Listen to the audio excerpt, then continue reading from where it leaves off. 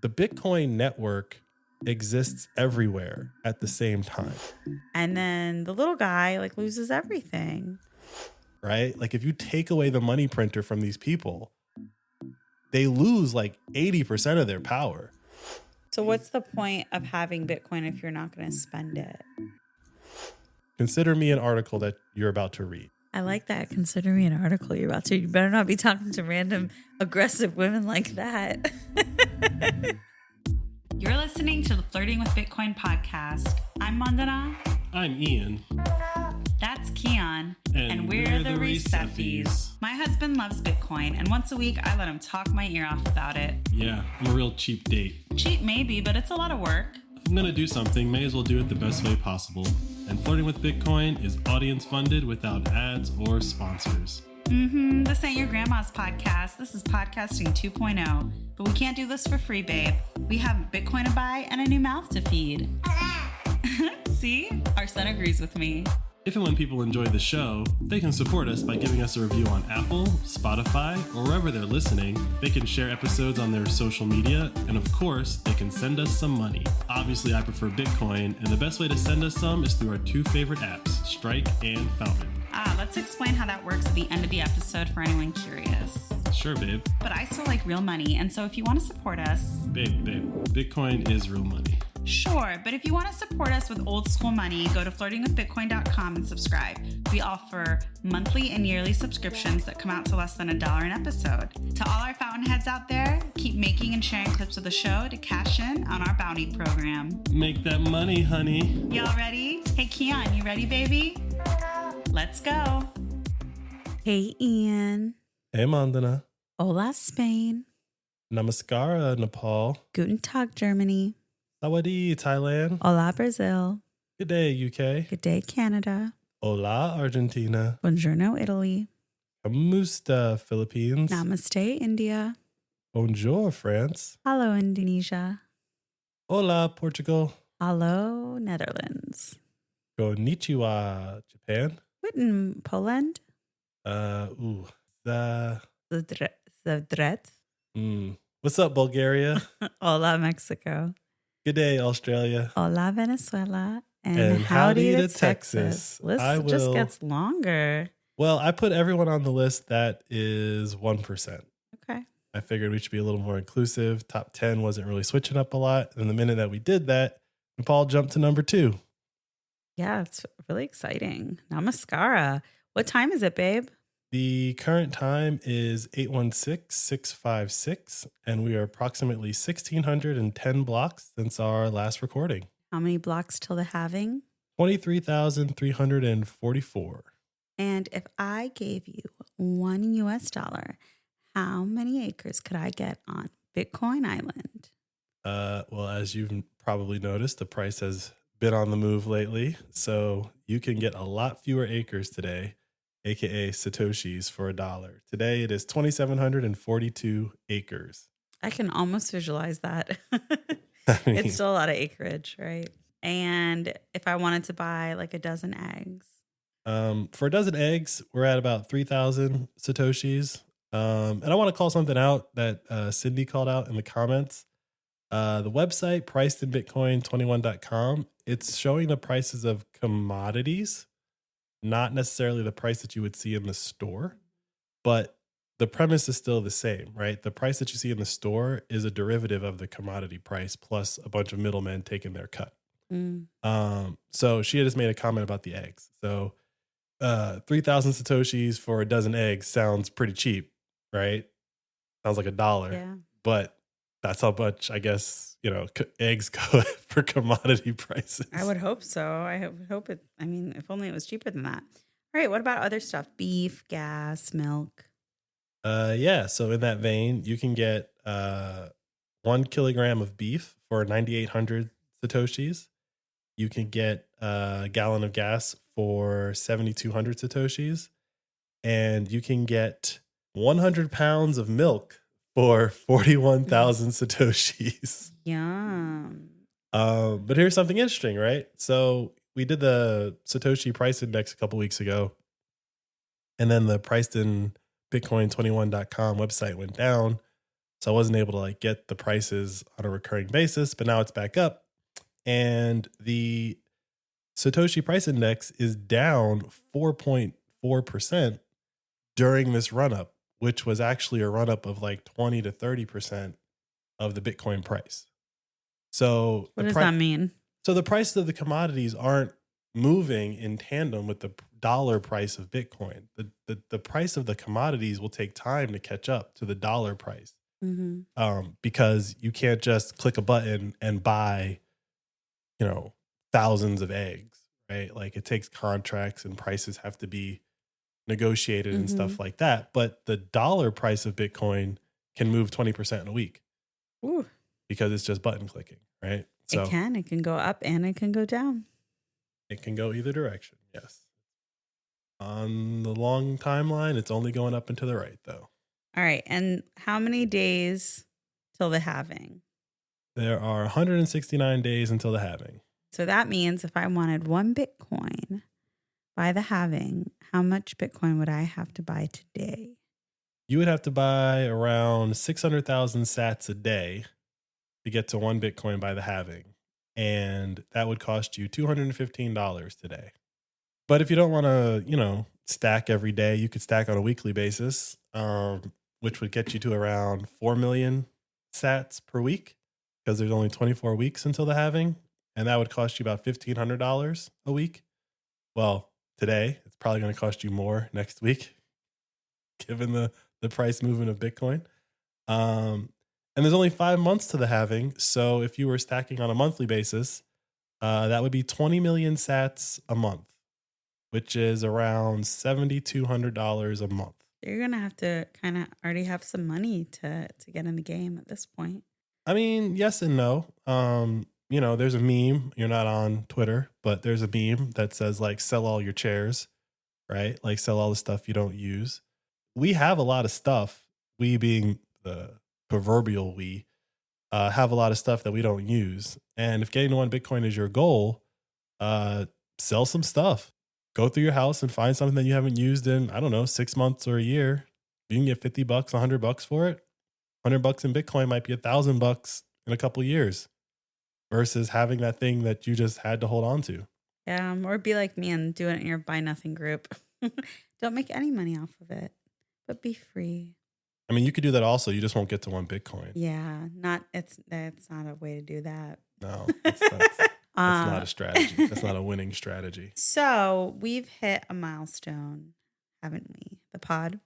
Are we legit now, babe? I don't know what that means. We hit 300,000 downloads.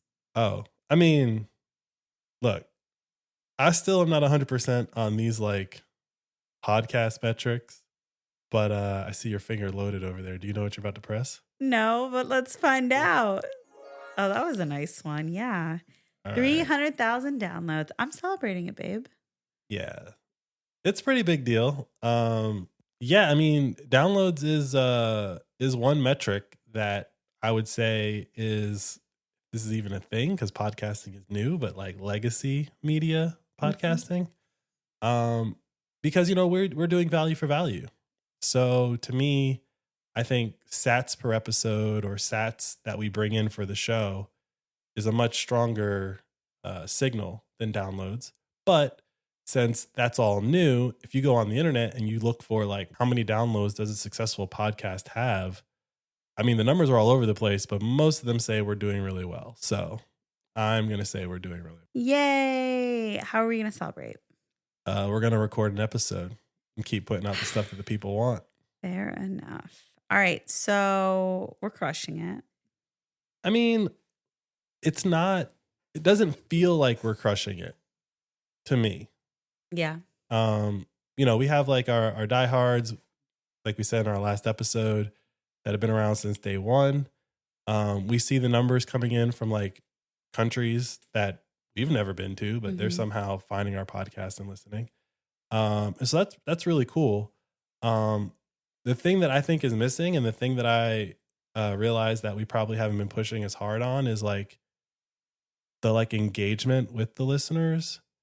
Fountain app is a great place to do that. You can leave comments on the episode. You can, ask questions of me or Mandana, like we tend to respond pretty fast.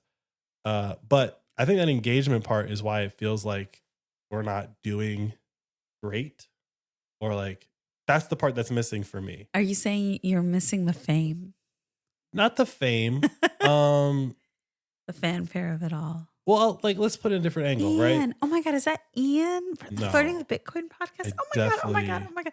Ian, can I take a selfie? Definitely do. Oh my God, he's so cute in person. Oh my God, I didn't know he was so tall. Wow. I definitely don't want any of that. I don't think that'll ever happen. But no, it might. What am I? I'm not hating here. I just don't think that's I don't think our listeners would do that. That's my guess. I would do that though. I'm a big fan of yours.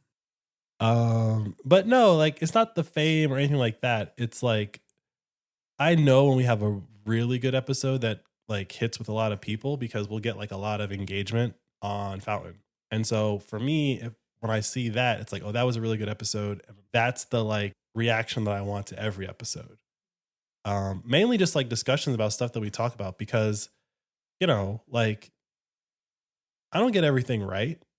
Like I don't get everything right. I have a strong opinion that things are going in a certain direction, but that doesn't mean that all that stuff's going to happen, especially in the way that I think it's going to happen. Now, I feel like I have a pretty decent track record, but that doesn't mean that I can see the future. And so I like seeing like when people disagree or have a different view on something, right?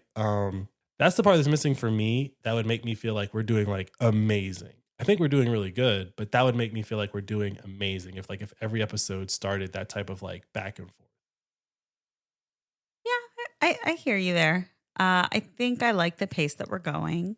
I like the level of growth, and I think we are learning where our strengths are and what really does make a good episode. I think we still haven't figured that out completely though, because sometimes like things really click and we're like, okay. And other times we make like a ton of effort and no one seems to react to it.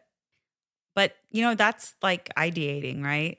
That's just how it is. That's like being a creative. We're creatives here.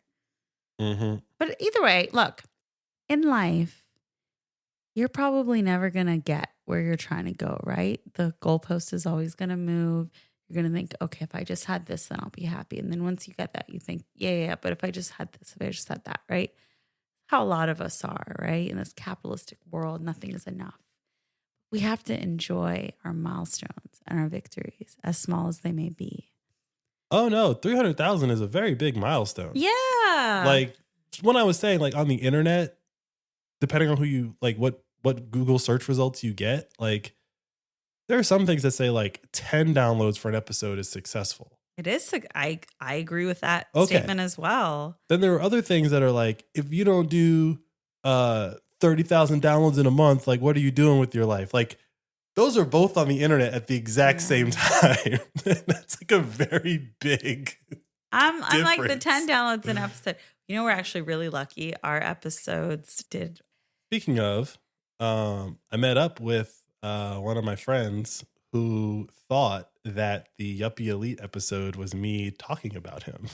Pretending to be him. He thought I was making fun of him. And let me guess, he was not happy. No, I mean, he took it in stride, but I had to tell him, like, honestly, I wasn't picking on you until like way after the fact. I thought about it and I was like, man, I really was doing, I won't say his name, but like, I'm sure if he listens, he would think that it was him, but I wasn't doing him. I was doing just a general Yuppie Elite and kind of synthesizing all of the different things that have been said to me.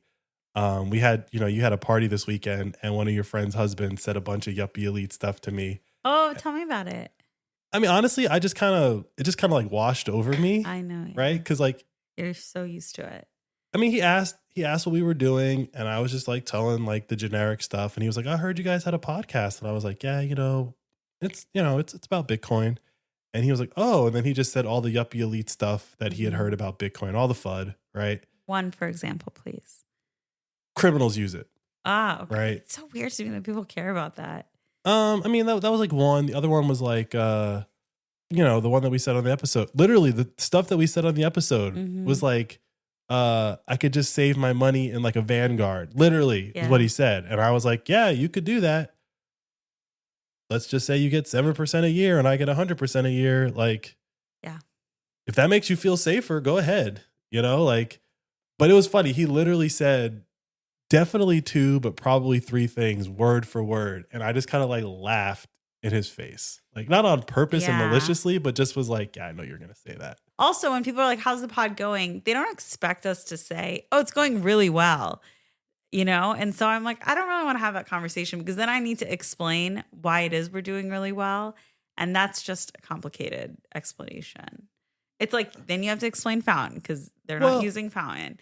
And then you explain download amounts. And then you also, you know, all the other things that can like quantify supposed success.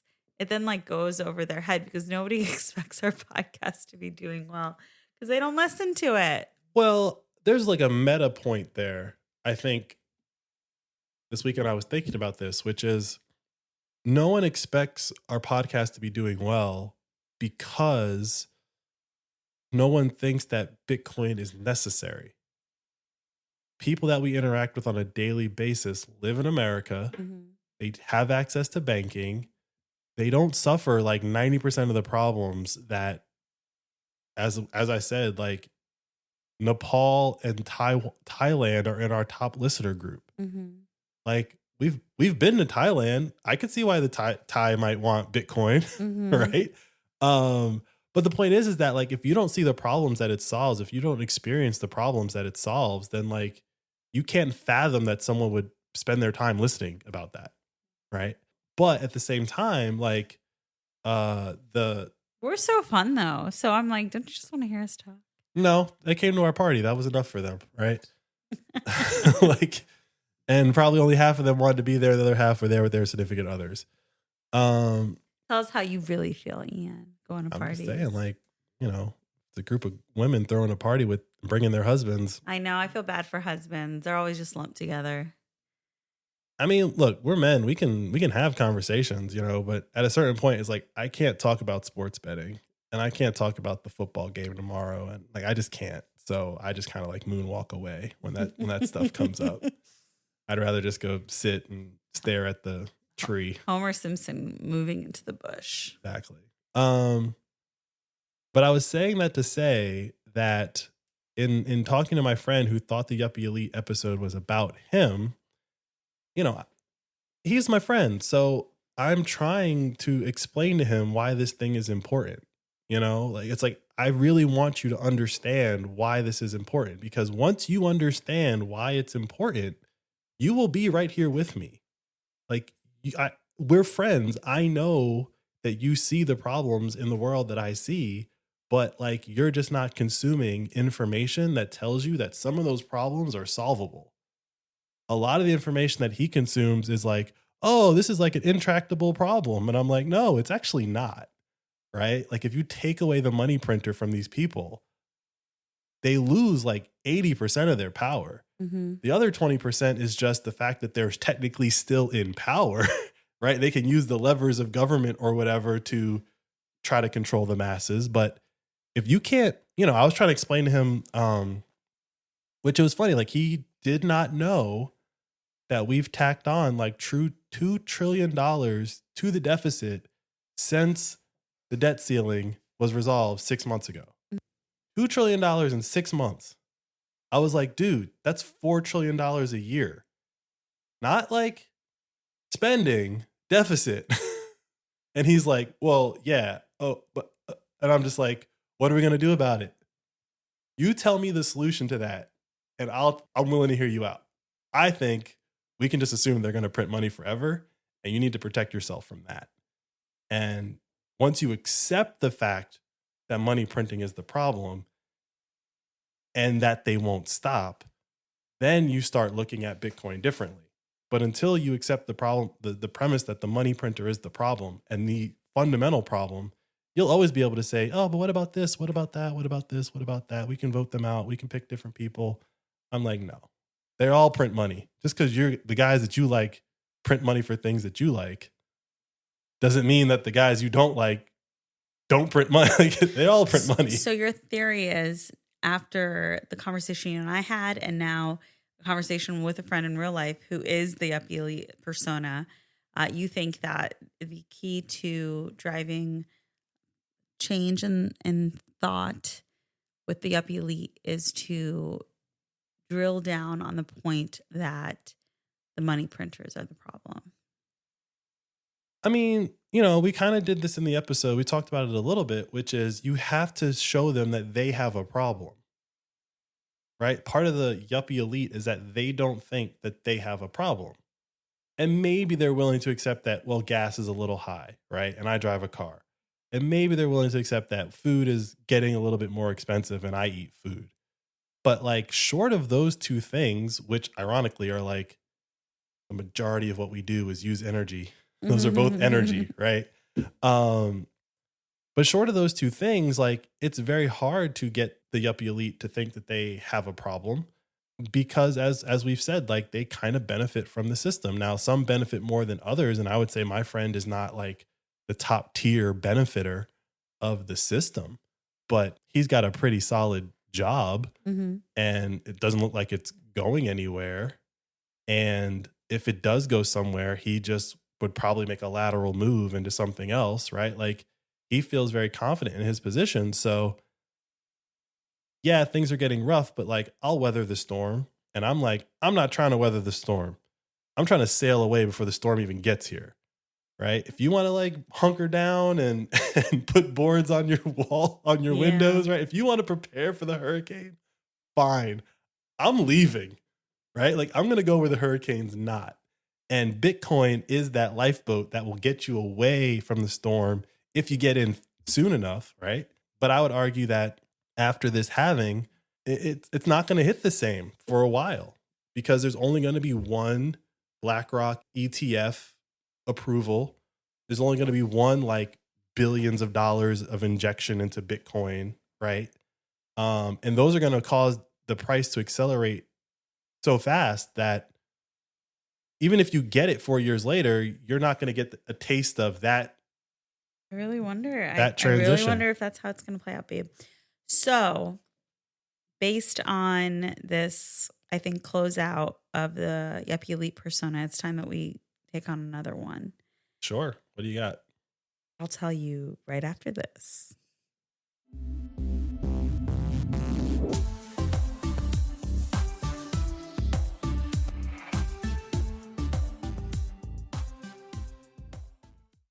I'm going to play the other person, the persona, and you are going to talk to me. Okay. So I'm the knowledgeable Bitcoiner? Yes. So we're role playing? Yes, we're role playing. All right. I'm role playing as a knowledgeable Bitcoiner. Got it. You're role playing as this guy named Ian. I gotta get all my memes out. Sell your chairs. There's no second best. Well, I don't think that's going to be what you're going to talk to this persona about because I would like to be someone who is incredibly smart and informed about the crypto scam, not Bitcoin. The crypto scam. The crypto scam. They're very passionate about it. They think cryptocurrency, altcoins, they're scams. They've seen family members and friends lose everything. Okay. And from an NFT or altcoin. Oh, they went down the whole degen path. Maybe they didn't, but they see it. No. They see it for what it is. Okay. They know people who've been affected by it and they understand how they were affected by it. And they think that, maybe the government's not protecting people from it enough. Oh, yes. Because always need government protection. People are very vulnerable. And they continue to be vulnerable. And Bitcoin is just another scam. It's the last one standing, maybe. And how do we, talk to someone who thinks that way? I feel like, okay, before we start, is this an actual person that you know? Like, am I talking to a person that I know? No. Okay. This is just a hypothetical person that we're going to. It's a person I know, but you don't know them. I don't know them, but you know this. You're not making this person up. I'm picturing someone in my mind, yes. Okay. That's all I'm asking. All right. And I do not think they listen to the pod. I assume nobody that I actually know listens to the pod. People listen to some episodes. Obviously, my friend listened because he thought I was talking about him. But I will say this before we get started. I think he was catching up because the price of Bitcoin was moving. Yeah, I think So that here they happens a come. lot. Yep. Here they come. Hey guys, thanks for listening in. Welcome to the party. So, do you want to say any goodbyes before I leave and come back as a different person? Hate to see you go. Love to watch you walk away. Meanwhile, I'm sitting the whole time. All right. Hey, so thanks for having us. This was a really great party. Yeah, thanks for coming. You know, my wife loves throwing parties, so. And I love coming to them. So you guys like seem like a really fun couple. What do you guys do in your free time? Free time. We have a kid. We don't have much free time. We throw parties in our backyard for free time. I mean, I feel like you guys are juggling really well though. Like you gotta do something extra. I For a mean, good yeah, time. you know, we do have a podcast. Wait, That's what? like You guys our- have a podcast? Yeah, it's a podcast. We've been doing it for about a year and a half now. Wait, that's so crazy. So you guys just like sit in front of mics and talk and like Yeah, that's how podcasts work. whoa, that's so do you guys have any listeners? We have a few. Yeah. Wow, so this is like a real thing. What is your podcast about? It's about Bitcoin. Oh, that's really interesting. Like, what do you mean it's about Bitcoin? Well, it started as me teaching my wife about Bitcoin. Now she knows enough where we can have like a conversation about Bitcoin or at least certain topics. So it's just me and Mandana talking about Bitcoin. So, like, what does that mean? Are you guys like telling people to buy it? I mean, nothing on the podcast is financial advice. So we're not telling people to buy it. What we try to do is explain the uniqueness of Bitcoin, the opportunity that is Bitcoin, and encourage people to like learn more about Bitcoin, because the more you learn, the more you'll probably want to buy it. Right, that kind of sounds like a pyramid scam. So you're like not telling people to buy it, but like obviously if they buy it, then you make more money off of it. I don't think you know how pyramid schemes work. Like in a pyramid scheme, I would definitely be convincing people to buy something. Well, I mean, I haven't listened to it. Maybe you are. Maybe you're just. But you easing asked me and I told into you, it. right? I told you like we don't tell people to buy. We might tell them what the price is. We might tell them, you know, here's some things that are happening and kind of explain to people, if you know about Bitcoin, what do you think this event will do to the price? But not financial advice, right? Yeah, but like ultimately, Bitcoin's a scam. False. Like everything we've seen happen with NFTs. Like NFTs aren't Bitcoin. they're like Bitcoin. No, they're not. It's internet stuff, internet coins, things that don't actually have any value. So pictures on people the internet are the equivalent of the invention of digital scarcity. Are you comparing those two things? This is fake internet money that people are saying, oh, it has value. And people get confused and they put their life savings into it and they lose everything because someone tells them like, oh, you know, this is the coin that you need to buy. There are people who have lost everything. Well, investing in unfortunately, these altcoins and NFTs. Like all I that think stuff it's isn't really Bitcoin. I think it's really irresponsible to be encouraging like participation in something like that when it's just so volatile. Like, wasn't it really high a year ago and now Yep. it's so low? Yep. Yeah. And so, like, what happens when someone puts so much of their money into it? And like this, it's worth nothing. And how many times has that happened? How many like, you know, startup altcoins, they raise all of this money. It supposedly is going to make people so rich. And then like this, everything is gone. Look. And of course, the people that were in charge made so much money off of it. They get away with it. Mhm. And then the little guy like loses everything. So I'm just going to assume that you don't own any Bitcoin. I don't. No. I'm going to assume that you don't own any of the things that you just mentioned. I think I know better than I Okay. mean, yeah, Okay. like I obviously saw what all of this was. I know people who did and who Okay. lost a lot. I understand. And I don't think anyone is like out there protecting them, which is why it's surprising to me that you would be like encouraging, you know, telling people that this might be a good option for them when we know how many people it's you know, ruined their lives. Right. So you are critiquing a thing that you know nothing about directly. You just have anecdotal data. Would you like some new data? Maybe I can change your mind. I've read a lot of articles about Would you like this. some new data? Sure. Okay. Consider me an article that you're about to read. So, if you had been buying, pick any. I like that. Consider me an article you're about to. You better not be talking to random aggressive women like that. I mean, whatever I got to do to take This them, is calm them down not off flirting the with Bitcoin. You only flirt with your wife about okay. Bitcoin. All right. Okay. All right, Mr. Article I'm about to read. I mean, if that's how you take your information, consider me an article. I don't know what to tell you. So look, I'm not going to sit here and tell you that people didn't lose a bunch of money in all those things that you mentioned. I'm not even going to sit here and tell you that people didn't lose a bunch of money in Bitcoin. What I am going to say is that the people who lost money in Bitcoin, they were going to lose that money anywhere because they didn't actually do any research into what they were buying. They just bought a thing that they had heard about. And then when that thing didn't do what they were told it was going to do, they sold at a loss. Now, this happened to me. Okay. When I first found out about Bitcoin, it was at about $8,000 a coin. And in about 4 months, it went from $8,000 to like $20,000 a coin. And I was buying on the way up because I was like, yeah, I get it. This thing is, a momentum trade or whatever. Cause I used to be a day trader or a stock trader. And then it crashed from $20,000 to $3,000 a coin. Now, had I sold my $3,000 worth of Bitcoin at that time, yeah, I lost a bunch of money. But instead, what I said was, well, wait a minute. What am I missing here? Because things that crash, let's just call that, 20 to 3,000? Let's call that 80%. Things that crash 80% tend to go to zero, right? Very few things crashed 80% and then like come roaring back. That just doesn't happen. Like something traumatic has happened to that asset or that entity, and it's probably not going to recover. But Bitcoin just kind of flatlined at 3K and then slowly started ticking back up. And so I didn't sell. I took that as an opportunity to learn about Bitcoin.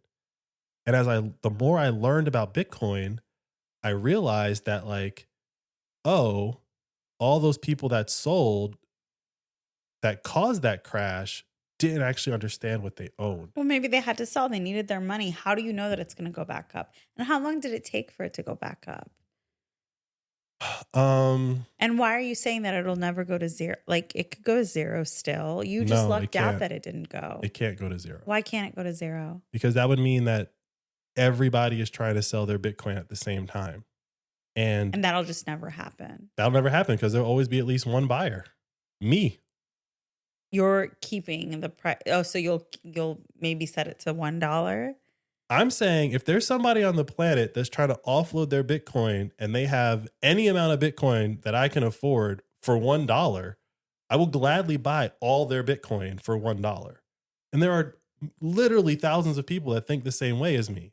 So as long as those people have some resources, the price can never go to zero. Well, isn't that kind of the scam aspect of it, though? You need people to believe in it to hold up the price. Yeah, that's literally how any asset works, though, right? And on top of that, part of what that crash showed, and we saw it in data, because one of the benefits of Bitcoin is that is it an open ledger, and anyone can literally read all the transactions that are going across this ledger. I don't know. What does that mean? Like, do you know what a ledger is? Like the accounting? Yeah, I mean, PayPal has a ledger, Venmo has a ledger. You had money, now you don't. You send it to your friend, they have the money, you don't. Yeah. Like keeping track of that is a ledger, but I don't get to see PayPal's books. I don't get to see all the money that PayPal's moving between people. I don't get to see all the money that Venmo's moving between people. Bitcoin, I don't get to know the people, but I do get to see all the transactions. So there are companies, there are more Isn't that the case with all these other altcoins? Like, aren't you describing everything else that's already crashed? Am I describing? I mean, you're not letting me get to the point. I had to explain what a ledger was to make my point. Fair? Fair. Okay. So now that we know what a ledger is, I don't get to see PayPal's ledger. I don't get to see Venmo's ledger. I don't get to see the United States government or the Federal Reserve's ledger. No one does. But I do get to see Bitcoin's ledger. And what we saw during that crash from 20 to 3 and pretty much all the crashes is that over 80% of the people who have Bitcoin don't sell. The Bitcoin does not move at all. And what that means is So that 20% of people are moving the price from 20,000 to 3,000. I mean, that's one way to interpret what I'm saying, yes. But what I'm actually trying to get across is that when you say that it can go to zero, I'm telling you that 80% of the people who have it right now aren't even going to sell it. Well, what if they lose confidence? If an 85% crash doesn't cause you to lose confidence, like, I don't know what to tell you. Like, these people are holding, I'm holding, and that number of people that is holding through these crashes is only increasing. So the more people learn about Bitcoin, the more it is something that they want to acquire, and the more it is something that they do not want to get rid of. So what's the point of having Bitcoin if you're not going to spend it? Why do you own stock? I want to make my money off of it and sell it and spend my money. Okay, but when you buy stock, you need the price of stock to go up. Right. What do you do when the price goes down? I mean, it depends. I can sell or I can wait. Okay. How long do you wait? Depends. I mean, depends on what's going on. I mean, I don't know if you're a stock trader, but Peloton just crashed like 95%. Should people hold on to Peloton stock? Well, just knowing the specifics of that situation, no, you should let it go. Like they've ridden their high. It's done. Anyone who wants Peloton got it. Unless, I don't know, they changed their business model. Who knows? You gotta do your research. Right. Okay. So you're saying there's a way for it to turn around, possibly if they change their business model. You never say never. Okay, cool. Bitcoin's business model doesn't exist. There's no business model to turn around. There's no customers. And without a business model, without a business plan, without customers, at its peak, Bitcoin was valued at over $1 trillion. Without a CEO, without any employees, without a marketing team, without customers, just people wanting Bitcoin instead of whatever currency they were currently holding. All the people on the planet making value judgments at the exact same time decided that Bitcoin and its 21 million coins were worth $1 trillion. What do you mean 21 million coins? So Bitcoin is an invention, right? Yes, it is an invention of a new type of money, which can then be considered a currency, but Bitcoin is an invention. It is the invention of digital scarcity. And so Bitcoin only has 21 million coins. No one can wake up tomorrow and say there's 21,000,001 Bitcoin in the world. You just can't do that. It is programmed in scarcity. Who programmed it? They can't change it? No one can change the program? Anyone can change the program, but everyone who's currently using the program would have to agree to that change. And so because it's not in anyone's interest to increase the number of Bitcoin, no one would agree to that change. But that could have been done maybe right in the beginning of Bitcoin when there weren't a lot of people who had it. Now it's too big for its britches. Like it's too big to fail.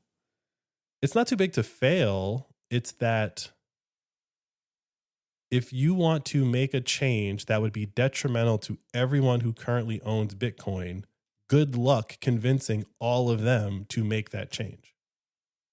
And unlike governments around the world, you can't say that for anything else. Well, like what about what about Ethereum? Scam. Yeah, Ethereum is a scam. But do you know the history of Ethereum? I don't know the specifics of it. I just know that like when it comes to cryptocurrency, it's Bitcoin 1, Ethereum 2.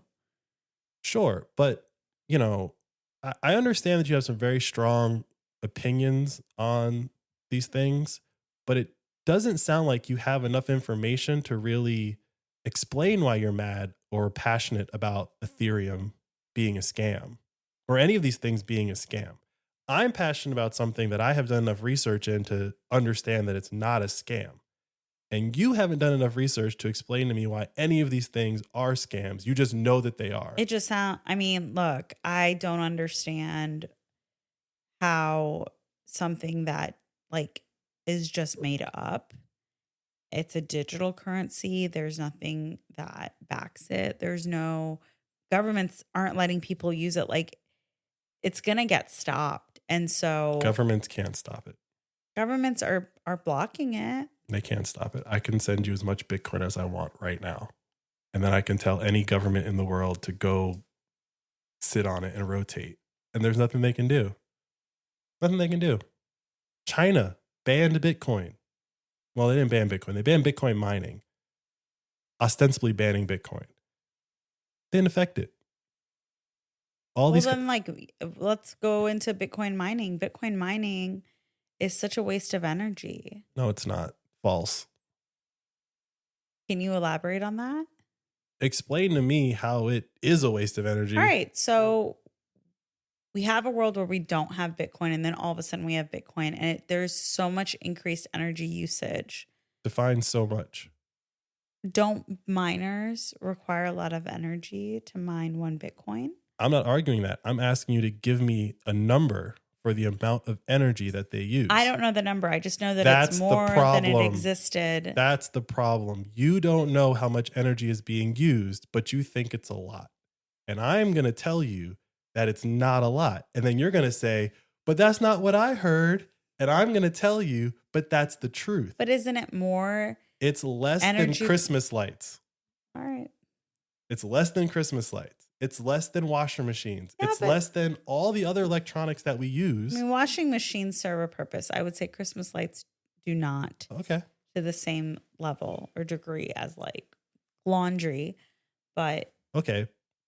So you're saying the purpose of the use of energy, it's superfluous. Okay, cool. It's extra, it's new. So hypothetically, if you lived in a neighborhood where every Saturday someone kicked in your door and just randomly took one thing out of your house and there was nothing you could do about it, what would you do? Get a lock. Okay, so you get a lock. They come back next Saturday. They jimmy the lock. What do? Get a bat. You get a bat. They come back next week. Bat don't stop them. All right, I don't know. Where's this going?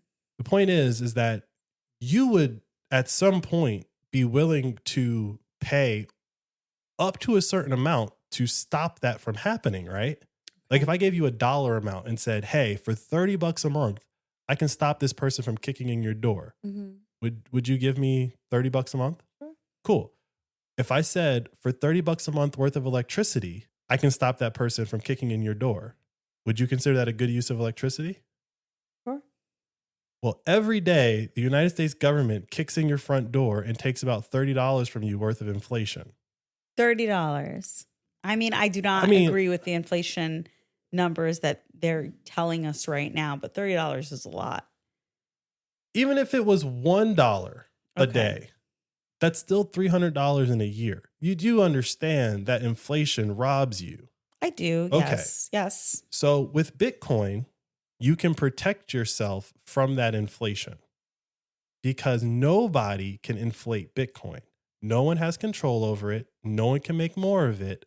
If you put all of your energy that you wake up every morning, you eat breakfast, got a bunch of energy in your body, and you go do a job, whether it's physical or mental. I guess all physical labor is mental labor also, but like you go work a job, you expend all that energy, and someone gives you cash. It could be dollars, euros, yen, Jamaican J's, Thai baht, whatever currency you happen to live in the world. And then you go to sleep and you wake up and the government has taken a little bit of it from you before you even got to spend it. If you put your money in Bitcoin, they cannot do that to you. That to me is invaluable. So you think like, I should save my money in Bitcoin, even if the price could like fall.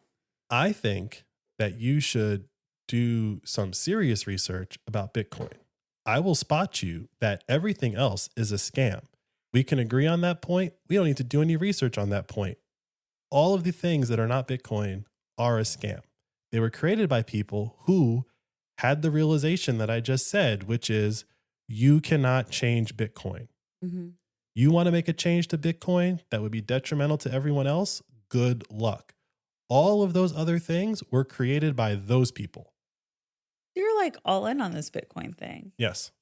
So like all your savings is in Bitcoin, Yes. even your retirement. Yes. Wow, that's your wife's okay with that? She's going to have to be. Wow. I mean, like, I don't know. I guess like it's stuff to think about. It is, but could you envision a world perhaps where the people that are robbing you on a daily basis don't want you to think about it? Like, so this is the conspiracy theory. It's not a conspiracy theory. If I could rob you every day and you couldn't stop me, wouldn't it be in my best interest to make sure that you had no idea how to stop me? I mean, do you think that inflation is robbery? It's like intentional. Yes. They're purposefully devaluing money at a rapid. I mean, who does that benefit? Here's the deal. As with a lot of things, it basically boils down to only one of two options. Either A, the people that are in charge of quote unquote managing the economy, which they would have you believe that they don't, but at the same time, they believe that if they pull certain levers, they can affect the economy. It's already a contradiction off the bat. But let's just say for the sake of argument that they're not controlling the economy, they're just helping it stay healthy. Either they are really bad at their job and inflation is running rampant, or they're really good at their job and inflation is still running rampant. Either way, I just want the inflation to end. I don't care if they're good at their job or bad at their job, because the inflation is the problem. And I think that while it may not be like a direct conspiracy that they're sitting there being like, we're going to make people poor, I do think that they're sitting there making decisions that say, my friend won't be poor. My banker friend won't be poor if I do this. If I protect this company, my friend's business won't go bankrupt. And when you make those types of decisions, you cause inflation. So like, they may not be directly. We've had inflation every year. I'm not saying that inflation isn't a major issue and it's completely holding us all back, but it seems like everyone's always dealt with it. And people have been able to thrive still under inflation. Have they? Somehow people are making it through, right? The past 10, 20, 30 years. I will say like the past few years have been an accelerated experience. I mean, the past few years have been what's been happening to everyone else in the world. So the United States, when it creates this inflation, when it creates new money to cover the deficit of the budget, when it creates new money to bail out banks, when it creates new money to bail out whoever the heck is getting bailed out this time around, that money doesn't just immediately go into the economy of the United States. Most of the time, we'll just take 2008, right? They bailed out the banks. The banks didn't turn around and spend the money. They held on to it. Mm-hmm. So all that newly created money didn't actually end up in the economy right away. So people didn't see the inflation, but it happened. Fast forward to 2020, the United States government created 40% of all the dollars that have ever existed were created during COVID. Wow, 40%. Really? 40% of all the dollars since the founding of this country, since G-Dub and his boys kicked George out, allegedly, they printed 40% of the money in 2.5 years. Why do you say allegedly? What do you mean? That kicked him out allegedly. Oh, I mean, like, when we defeated the Brits, everyone that was here that was like on the side of the Brits, they didn't leave. they just were like, all right, I guess we're gonna live amongst the winners, but we kind of rooted for the king, right? But those people are still here. Yeah. They rooted for the king. The king lost. We didn't confiscate their stuff. We didn't necessarily punish them, except for a couple of them, like Benedict Arnold, the most famous. But like, we let the people who were supporters of the crown stay in this country. Just like during the Civil War, we let the people who lost the Civil War stay in the country, right? Like, so when I say allegedly, it's like, yeah, King George no longer was in charge, but he had a lot of people that were on his side still in the colonies.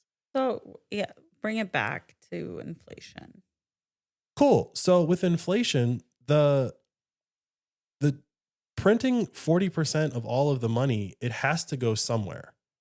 And the problem is that this time it came back into the economy almost immediately because they gave the money directly to the people as stimulus checks. Now, it wasn't a lot of money compared to the companies that were bailed out as usual, but the companies were using that money to pay employees. So like, all of the money that was created went into the economy the fastest that it's ever done that. That's why we saw inflation do what it did. And that's why there's like a trend now on social media, pick whichever platform you prefer, where people are literally like going over their monthly bills and showing how certain things have like doubled in a year, right? Like, I used to have an auto buy on Amazon that was $500 and now it's $1,000. What changed? Nothing. Why is it twice as much? That's inflation. Yeah. And then you turn on the TV or the news and they're telling you that inflation's just down below 4%. And you're like, that can't even be possible. Yeah. But these are the people that are supposed to be like good at their jobs. Look, I'm with you. Things are crazy. Everything is so expensive. It's a little nuts. I mean, look, it sounds like you're really into this Bitcoin thing. I do think that I could, look into it a little bit more, but that's, it's really cool that you guys have that podcast. Maybe I don't know. Maybe I'll try to give it a listen.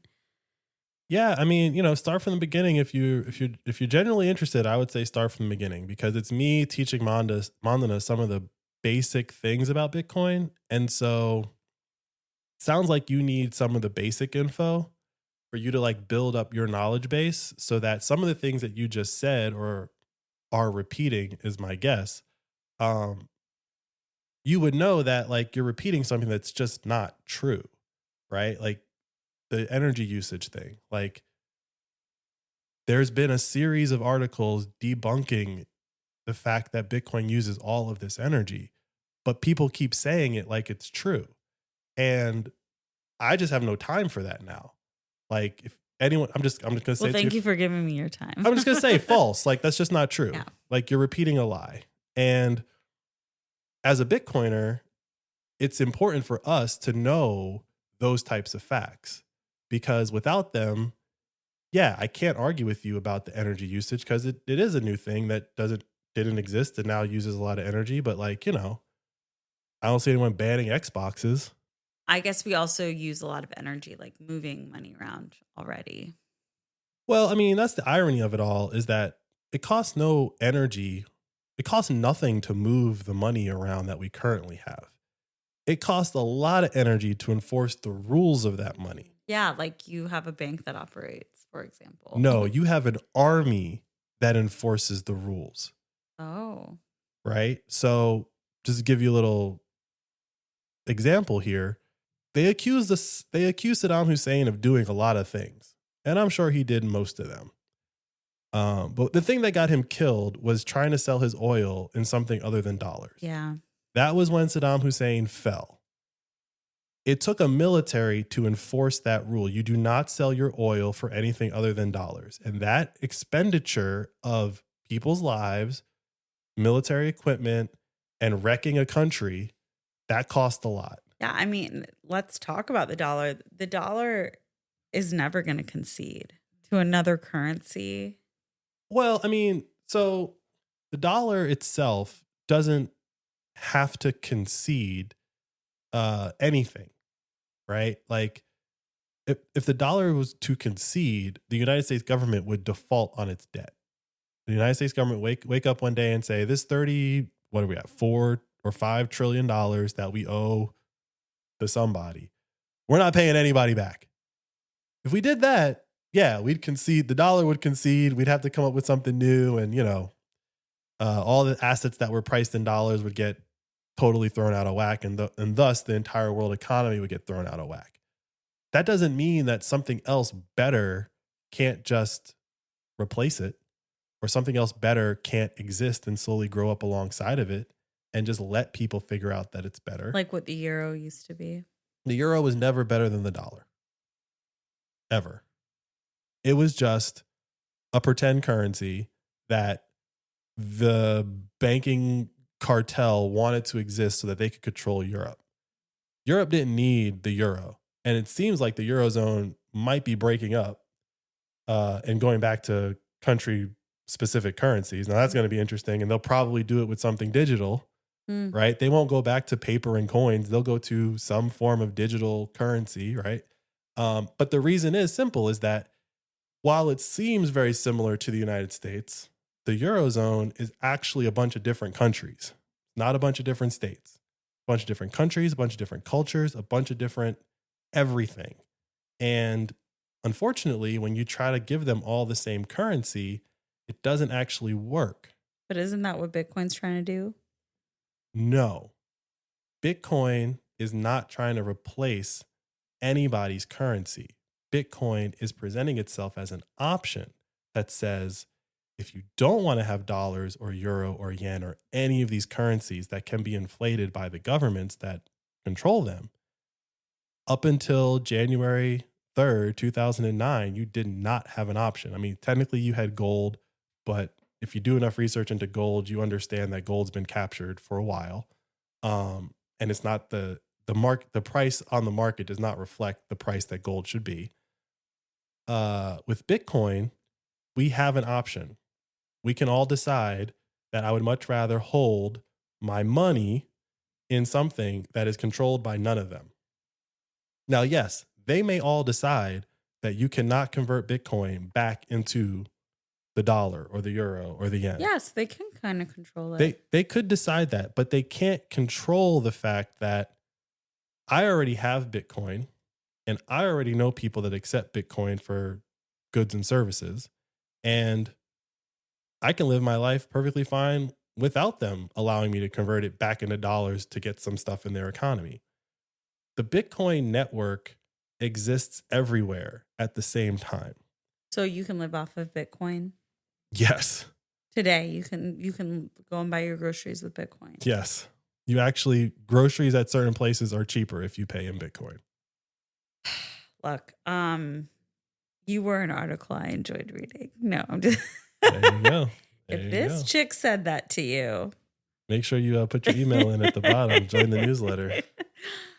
Yeah, you've given me a lot to think about, and this was cool. Thanks for talking to me about Bitcoin. You're really smart.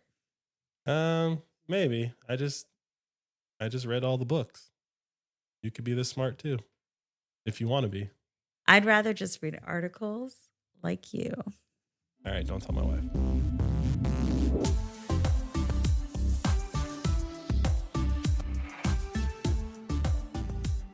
How'd you think I did?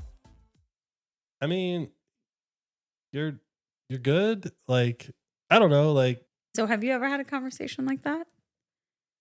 I mean, my Bitcoin conversations have become more belligerent over the past year and a half.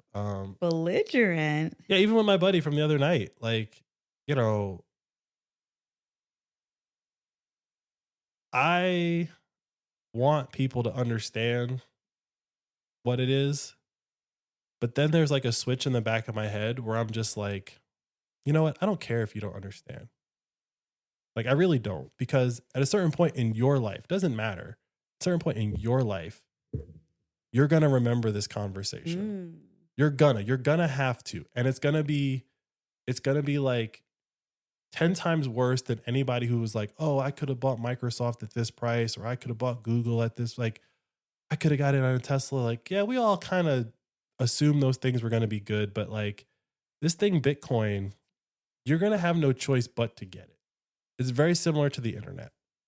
And There were people that tried to explain the internet to all those talking heads. They all were like, the internet, that just sounds weird. Email is Email crazy. and what's I like this? writing a letter. www:/.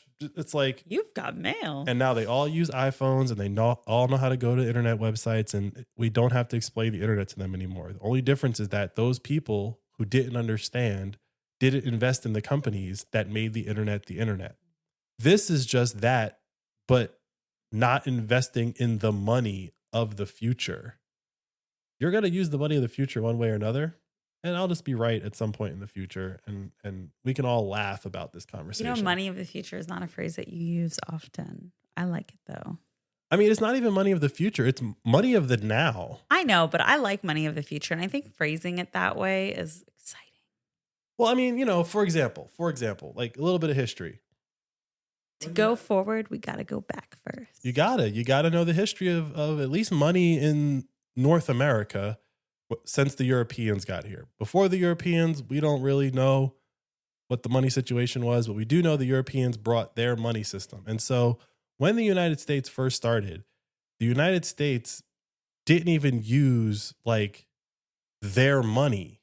They didn't create their own money. They used the Spanish's money. Because at the time, the Spanish was the dominant empire in the world. And they owned like half of North America also to prove that they were like dominant. So like in the beginning, it was the Spanish dollar. And it was just a certain amount of silver, right? Now, allegedly, the Spanish were like taking it from the natives. They were robbing the Aztecs and the Mayans and whatever. Maybe not the Mayans, but definitely the Aztecs. Allegedly they were getting all this silver from these natives in North America. But the United States didn't just sit down and make their own currency on day one. They said only gold and silver are money. They didn't say the United States dollar is money. They didn't say a Federal Reserve note is money. They said these two metals, no matter what quantity you want to put them in, but these two things are money. Bitcoin is very similar to that in that if you were writing the Constitution today with a bunch of Bitcoiners sitting around with their, wigs on and all of the trappings of the 1700s, the only addition they would probably make is gold, silver, and Bitcoin. It's the same thing. It's not controlled by anyone. They didn't pick something that was controlled by the Spanish or the British or anything like that. They just said, this is a thing that we all have access to, and this is money. It was over time that we live in the world that we live in today. It's so overcomplicated. I agree with you. And I think that's the way that you can mentally regroup and think, oh yeah, that's how money should work. It is. And, people have been living in this world. And this is the biggest thing that I've learned since getting into Bitcoin. The biggest? I mean, it just keeps getting reinforced no matter what new thing I learn. I can't wait to hear it. Because of Bitcoin. Well, you've heard me say it a bunch, and I literally just said it a second ago, which is like repeating yourself. None of this is normal. Like the world that we live in is not normal. This is very new, not to like, people after World War II, or this isn't new. Like, oh, America is new on the world stage. No, like the world we live in is new for humanity, as far as we know. Now, there might be some humanity before that we just don't have any records of at the moment. But as far as we know, the world we live in right now is very new. And specifically when it comes to information dissemination. And this is the thing that I think your like persona here, if I was going to like critique you, is that the persona knows about a lot of things bad that happen, but has no facts. They just know that bad stuff happened. Like, if you're going to tell me something is bad, you better have more facts than me when I say it's good. That's the way I agree with you. That's the way I look at it. And so like, that's why I say that my conversations become more belligerent, because the minute that someone tells me like this one factoid that they've heard, I'm just like, but I have like 40. Yeah. And you're not going to let my 40 outweigh your one. Like, we can't have, it's not a fair conversation. And I think that's where it's like this strange situation where we're podcasters. This is what our podcast is about. But then it's hard to convey the success of our podcast, especially when you look at us and you might even be in our home and it's like, you don't look like podcasters. I don't understand. And so I think it's, I don't know, maybe with more success that comes and somehow we can visualize that to people that we interact with, that might give more credibility. I don't know. We'll see what happens. Or it's all based in the price of Bitcoin. And if the price of Bitcoin really pops and people know that we've been in it for a couple of years and trying to talk to people about it, that'll give us the credibility. Like, I don't know how else it'll happen. Credibility is unfortunately like not given. It is earned, right? And so I don't think that our podcast success is going to have any bearing on people's opinions of Bitcoin. It will be the price of Bitcoin. Yeah. Right. And, you know, I was talking to your sister not even 3 weeks ago. Not even 3 weeks ago. I was giving Kiana a bath and she was like standing there watching. And I was trying to talk to her about Bitcoin. And I was like, look, it's about to move. And once Bitcoin starts moving, it moves fast. So if you're not set up to buy it, it's not like you just wake up one morning and, I mean, like, it is, but if you want to buy a large quantity, you gotta be like in certain apps and be verified and all this fun stuff. So if you wanted to buy a large amount, I mean, you could buy a large amount for me and then I can go buy it. But like, technically you cannot just wake up tomorrow and buy $20,000 worth of Bitcoin in a way that you would feel comfortable with. Right. Right. And here we are. When I said that to her, Bitcoin was at 27. It's at 37 now. It's up like almost 30%. Right. Yeah. But like, and knowing her, she's avoiding the whole issue because she knows. But this is my point. And that's what she missed out. But she didn't miss out. And this is what I said to her. I was like, it doesn't matter if you buy right now or not. I think you should buy some right now, but it doesn't matter. We'll be having this conversation in 4 years when it's at 270,000. And I'm like, it's going to go up. And then 2 weeks later, it's at 370,000, right? Like, it's going to be the same thing. Just tack a zero onto all the numbers we just said. And that's what's going to happen in 4 years at the bare minimum. But I can say that with some level of confidence because I understand Bitcoin enough to say, while I may not know the exact prices, I do know some fundamentals that are happening and happen. And it doesn't matter. Those fundamentals are going to make me right over time. And so I don't have to argue with you. I don't have to like try to convince you. I don't have to like give you all 40 factoids. It's like, if you want to walk away with your one factoid saying like, yeah, I showed him, please, by all means, go ahead. Because that one factoid that you feel like you disproved this thing is not going to affect the fact that like no one's kicking in my door every Saturday night and taking something out of my house. Like, I have protected myself from inflation. And that's actually the one thing that I said to my friend that I feel like caught his attention the most is I was like, dude, can we agree that inflation is a problem? He was like, yeah. I was like, all right, so I have enough Bitcoin where we've escaped inflation. And he kind of was like, what? I was like, yeah, like I have enough Bitcoin where it's actually doing what it is supposed to do for me.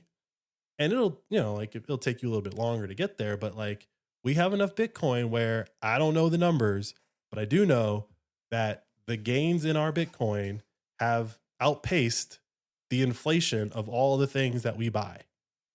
Like, that's for sure. Yeah, you've been saying that a lot. So like we have enough Bitcoin where we've at least escaped inflation. And I said it to him straight faced. I was like, I'm at the point now where I'm like, you know what? Print as much money as you want. I know, it's only going to help us. It's not that it's going to help me per se. Like that's like secondary. Print as much money as you want. Drive inflation to 20% so that the yuppie elite feel the pain and they start looking for the lifeboat as well. Because when it's sub 10, and this is what I'm saying, when I'm like, they're either good at their job or bad at their job, I think they're really good at their job. And I think their job is to make the yuppie elite feel safe so that they don't look for another option. They're not trying to solve inflation.